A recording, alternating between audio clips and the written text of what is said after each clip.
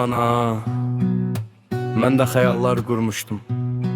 Sevincim də, kədərim də sənlə idi. Sənlə bölüşəcəkdim hər uğurumu, sənlə paylaşacaqdım hər dərdimi. Amma bir gün qəbrin üstə gəlib də danışacağımı düşünməmişdim heç.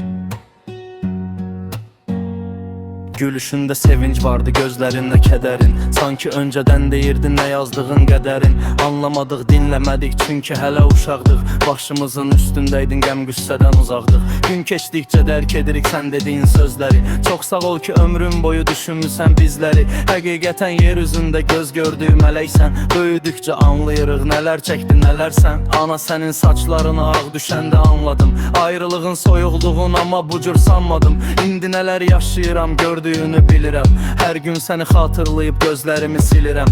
Gözləmirdim bu tezliklə mən də sənsiz qalacam. Gözləmirdim gün gələcək sənsizliyi dadacam. Gözləmirdim yoxluğunda qoxunu axtaracam. Gözləmirdim anacan, gözləmirdim anacan. Sən mələksən yer üzündə, həqiqət var hər sözündə. Deyirdin ki hər kəs gedər, tək qalarsan. Bu dünyanın iç yüzünü bax, o zaman anlarsan.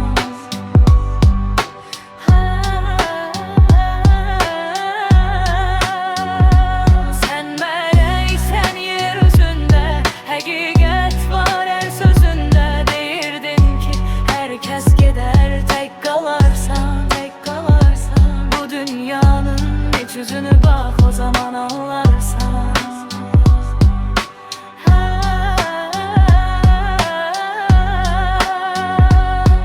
Kaş ki yenə uşaq olardım, oxşayardın saçımı. Bəlkə bunu xatırlamaq dinləndirər acımı. Yenə yatardım dizində hər şeyimdən keçib mən.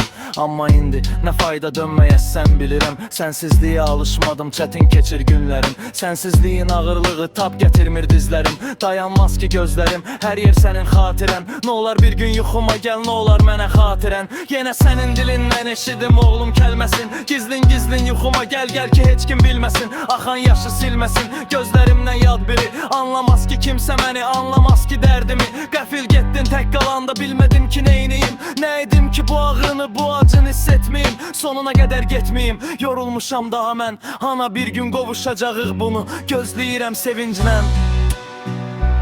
Sən mələksən yer üzündə, həqiqət var hər sözündə. Deyirdin ki hər kəs gedər, tək qalarsan, tək qalarsan, tək qalarsan. Sən mələksən yer üzündə, həqiqət